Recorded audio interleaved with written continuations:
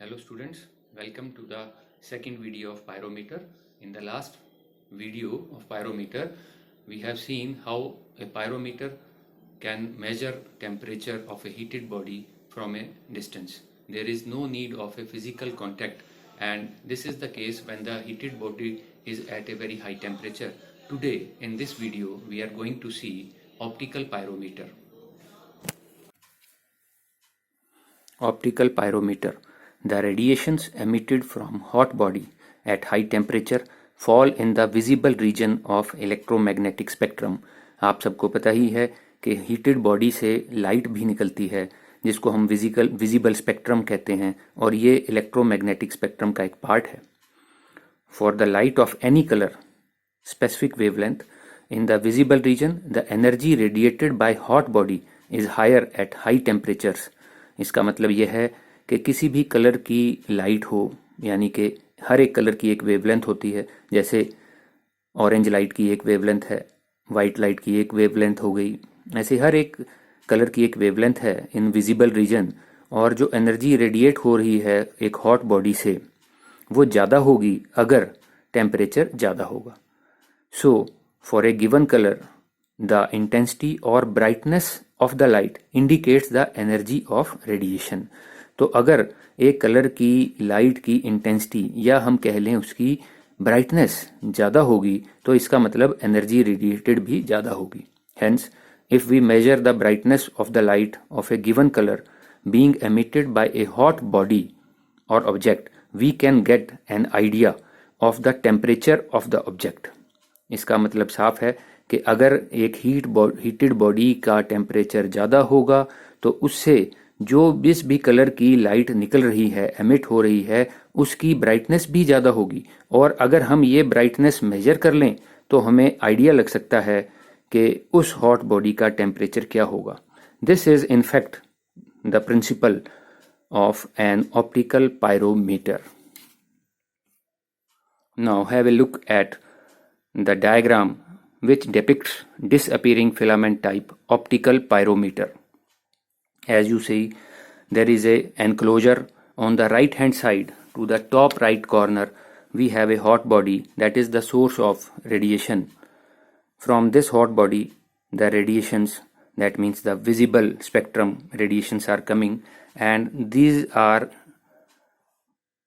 fallen on a lens, and this lens focuses these radiations here. This is a lamp which is having a filament, and the current through the filament is dependent upon the battery value, voltage, and this is the setting of rheostat. So by changing the setting of this variable resistance, that is a rheostat, we can change the amount of current flowing through the filament of the bulb. On the leftmost side there is an eyepiece which is designed or placed or focused so as to see the filament of the lamp from this side. On the right hot body है, left में eyepiece है, बीच में ये filament है, और ये एक filter है particular wavelength के लिए, और ये absorption screen है जिसका यूज़ मैं बाद में बताऊंगा. तो अब देखते हैं इसकी वर्किंग कैसे काम करता है. ये हॉट बॉडी से रेडिएशंस आई, लेंस ने उनको फिलामेंट पे फोकस किया, और साथ ही साथ अब हम ये नीचे देखेंगे. नीचे वाले ब्लॉक डायग्राम में अगर आप देखें तो ये देखिए, ये तीन केसेस हैं, फर्स्ट, सेकंड एंड थर्ड, और ये तीनों के तीनों फिलामेंट की पोजीशन बता रहे हैं. अगर मैं फिलामेंट में ये रेजिस्टेंस कम कर दूं तो फिलामेंट में से करंट बढ़ जाएगा तो फिलामेंट ब्राइट होगा, और ऐसा नज़र आएगा आई पीस में से ये ब्राइट फिलामेंट नज़र आ रहा है. ये केस तब है जब ये रियोस्टेट की वैल्यू, रेजिस्टेंस की वैल्यू कम है, and too much of the current is flowing through the filament. जितना ज़्यादा करंट होता है उतना ही आई स्क्वायर आर लॉस होता है फिलामेंट में, और उतनी ब्राइटली हीट जनरेट होती है, उतनी ब्राइटली वो फिलामेंट ग्लो करता है. नाउ अगर मैं रियोस्टेट से वैल्यू रेजिस्टेंस की बढ़ा देता हूं तो फिलामेंट में से जो करंट पास हो रहा है वो कम हो जाएगा. ऐसे ही आई स्क्वायर आर कम हो जाएगा, heat produced in the filament will turn low. जब वो हीट कम हो जाएगी तो यहाँ पर जो इमेज बन रही है इस हीटेड बॉडी की और ये जो फिलामेंट है, अब हम देखेंगे तो फिलामेंट एक डार्क पिक्चर शो करेगा, डार्क नजर आएगा, और ये लाइंस जो हैं ये दिखा रही हैं इस हॉट बॉडी की इमेज इसके ऊपर।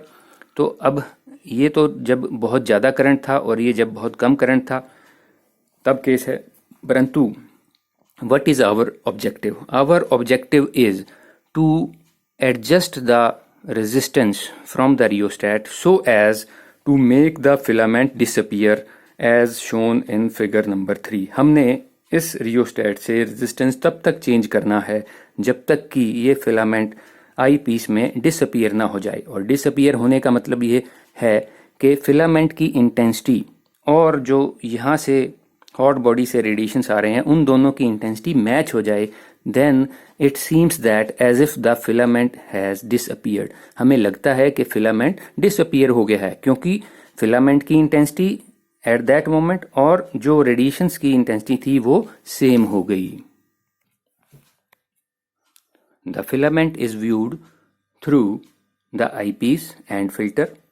Just to recall, the current through the filament is adjusted using rheostat until the filament and the image of the object are of equal brightness, that is until the filament disappears. अब समझिए कि अगर hot body का temperature ज़्यादा होगा तो इससे जो रेडिएशंस आएंगे उनकी ब्राइटनेस या इंटेंसिटी ज़्यादा होगी और हमें यहाँ पर ज़्यादा करंट फ्लो करवाना पड़ेगा, तब जाकर फिलामेंट डिसअपियर होगा। ऐसे ही अगर हॉट बॉडी का टेम्परेचर कंपैरेटिवली कम होगा तो कम ब्राइटनेस की रेडिएशंस यहाँ से यहाँ पर फोकस होंगी और comparatively as compare to previous case comparatively हमें यहाँ पर कम करंट फ्लो करवाना पड़ेगा ताकि कम हीट हो और ये कम इंटेंसिटी और इसका फिलामेंट की इंटेंसिटी मैच हो जाए और फिलामेंट डिसअपियर हो जाए as seen from the eyepiece. इसका मतलब ये है कि ज़्यादा इंटेंसिटी के लिए ज़्यादा टेम्परेचर, ज़्यादा इंटेंसिटी के लिए ज़्यादा करंट फ्लो कराना पड़ेगा और कम टेम्परेचर कम इंटेंसिटी के लिए कम करंट फ्लो करवाना पड़ेगा।